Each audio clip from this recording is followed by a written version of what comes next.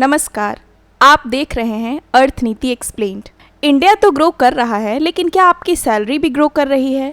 News में हम बार बार सुनते हैं इंडिया 7% ग्रो कर रहा है, जीडीपी स्ट्रांग है, ग्रोथ हेडलाइंस इंप्रेसिव हैं, लेकिन ग्राउंड पर एक डिफरेंट स्टोरी चल रही है।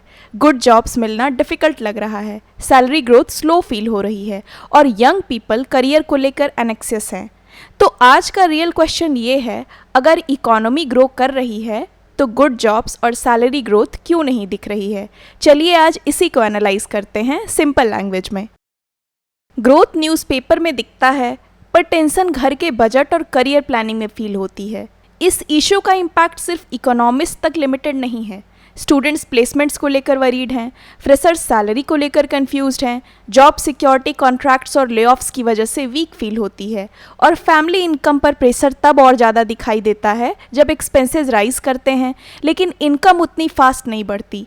इसीलिए जीडीपी ग्रोथ और पर्सनल फाइनेंशियल कंफर्ट के बीच का कनेक्शन समझना बहुत ज़्यादा इम्पॉर्टेंट है। जीडीपी एक साइड ग्रो कर रहा है, लेकिन आम आदमी की सिक्योर इनकम दूसरी साइड अटकी हुई लगती है। यहाँ सबसे इम्पॉर्टेंट आइडिया है ब्रोकन ब्रिज।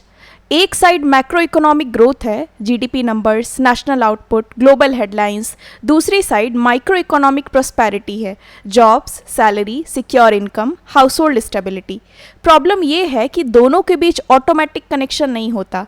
ग्रोथ को आम आदमी तक पहुंचने के लिए बीच में एम्प्लॉयमेंट, जॉब क्वालिटी और इनकम सिक्योरिटी का ब्रिज स्ट्रांग होना बहुत ज़रूरी है।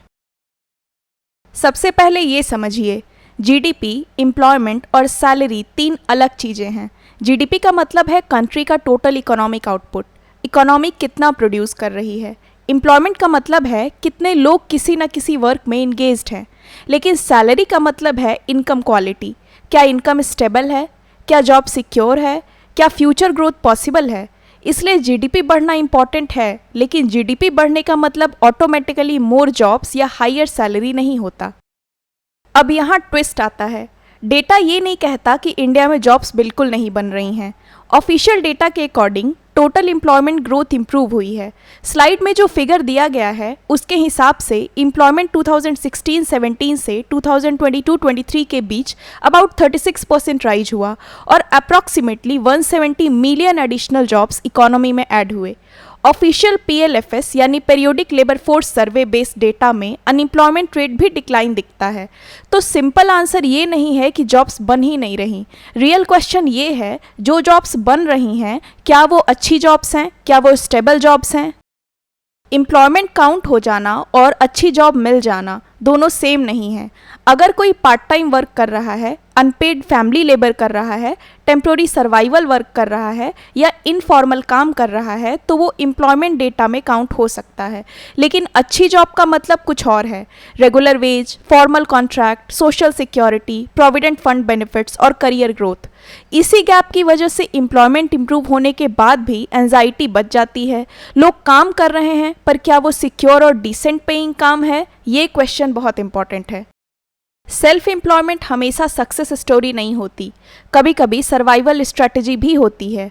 स्लाइड में सेल्फ एम्प्लॉयड वर्कर्स का शेयर अराउंड 48% दिखाया गया है, जबकि रेगुलर सैलरीड वर्कर्स अराउंड 32% हैं। सेल्फ एम्प्लॉयमेंट में small shop honours, gig workers और अनपेड फैमिली हेल्प तक आ सकते हैं। कुछ केसेस में ये एंटरप्रेन्योरशिप होती है, लेकिन कई केसेस में स्टेबल सैलरीड जॉब ना मिलने का रिजल्ट भी हो सकती है।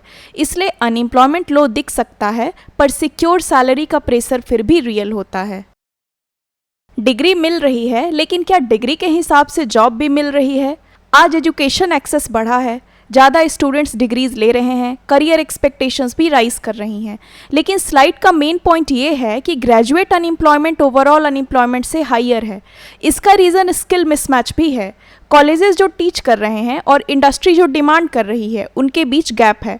साथ ही फॉर्मल, एडमिनिस्ट्रेटिव, टेक्निकल और कॉरपोरेट रोल्स लिमिटेड हैं।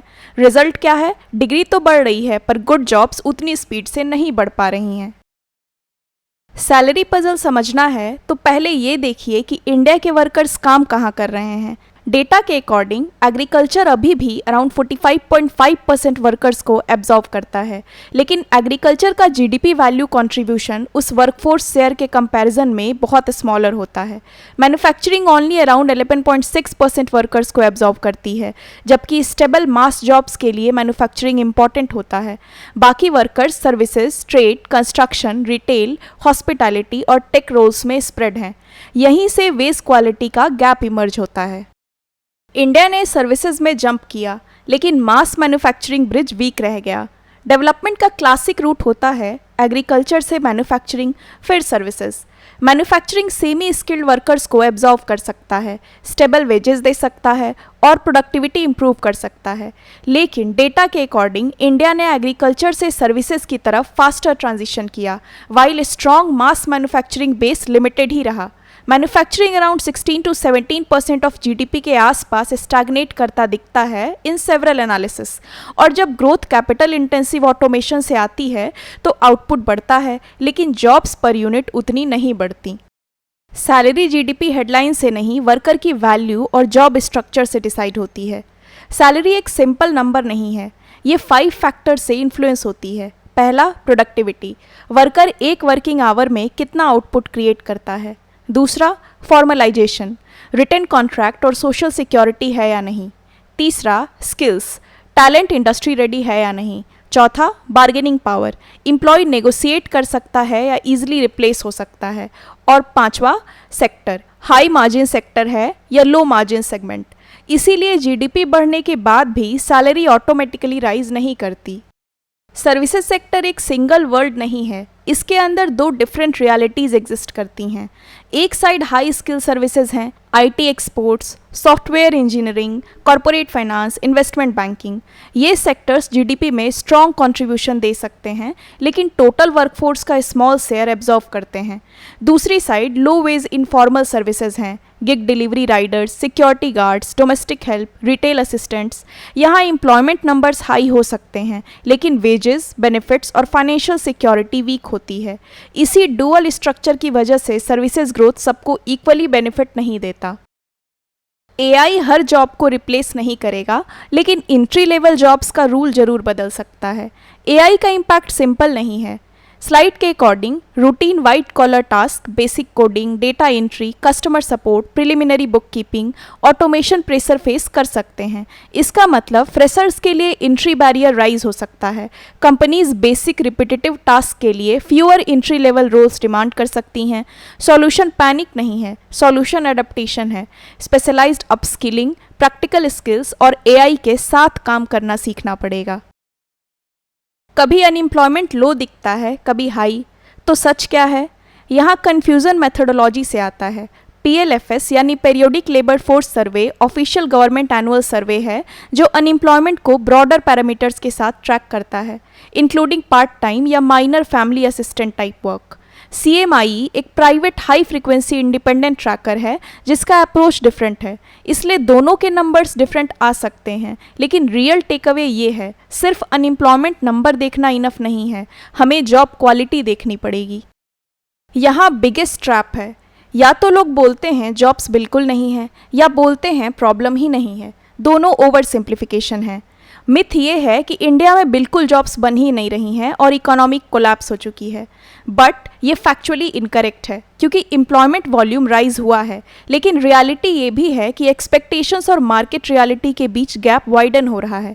जॉब्स बढ़ रही हैं, पर good job, secure, formal, high wage jobs का गैप रियल और सीवियर है। इंडिया का जॉब क्राइसिस क्वांटिटी से ज़्यादा क्वालिटी का क्राइसिस है, ये समझना बहुत इंपॉर्टेंट है। यहाँ एम्फेसाइज करने वाली बात यह है कि जीडीपी ग्रोथ स्टार्टिंग पॉइंट है, फाइनल डेस्टिनेशन नहीं। फाइनल चेन बहुत सिंपल है, जीडीपी ग्रोथ होती है, उससे जॉब्स क्रिएट हो सकती हैं, लेकिन जॉब्स का वॉल्यूम राइज होना इनफ नहीं है। रियल बॉटलनेक गुड जॉब्स हैं, सिक्योर, फॉर्मल, प्रोडक्टिव एम्प्लॉयमेंट। और जब गुड जॉब्स लिमिटेड होती हैं तो सैलरी राइज स्टैग्नेंट फील होती है। इसलिए ये चेन ऑटोमेटिक नहीं होती, ग्रोथ को अच्छी जॉब्स में कन्वर्ट करना पड़ता है। इकोनॉमिक्स को रटना नहीं, समझना है। Please subscribe to Arthniti explain. अगर आप चाहते हैं कि मैं किसी और टॉपिक को डिस्कस करूं तो आप कमेंट्स में मेंशन कर सकते हैं। मिलते हैं अगले वीडियो में एक नए इकोनॉमिक्स के कॉन्सेप्ट के साथ। Thank you.